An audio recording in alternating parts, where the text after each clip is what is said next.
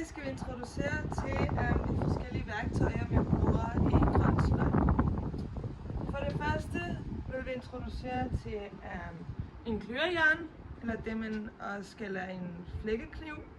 Og det bruger man sammen med en hammer til at flække vores stykke træ i mindre stykker.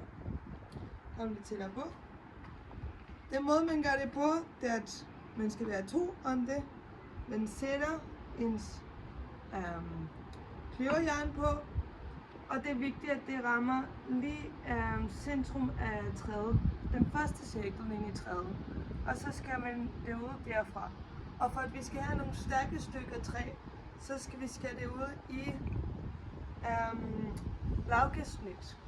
Så man flækker det sammen med hinanden, der hjælper en så træet flækker, og det bliver til mindre stykker, og så til allersidst sådan en stykke, man kan bruge til at lave en smørkniv, eller et ske, eller forskellige muligheder.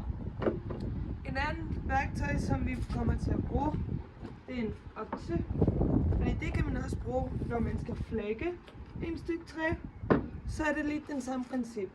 Så sætter man øksen her, det skal være ud fra den centrum af træet, som vi har fortalt om tidligere. Og så er det den samme princip. Helst være to om det. Men så indtil det flækker. Udover det, så når man arbejder med grøn sløjd, bruger man ret tit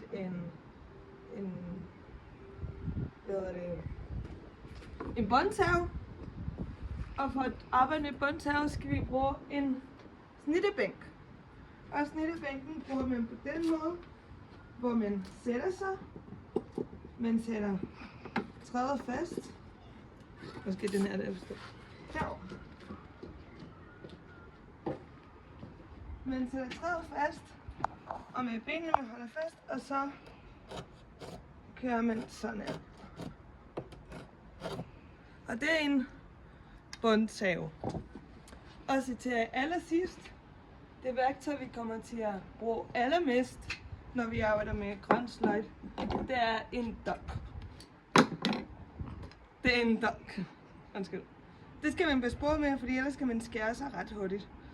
Og det, der er vigtigt, det er, at når vi arbejder med træet, nu det her er en kæmpe stykke, men når vi arbejder ud for vores egen krop, aldrig den her vej, men altid udadtil. Og så til allersidst er det vigtigt at sige, at træet altid fortæller dig, hvordan den vil skæres. Man skal lytte, man skal mærke efter, og så, fordi ellers flækker den. Ja, så held og lykke med at starte jeres egen projekter.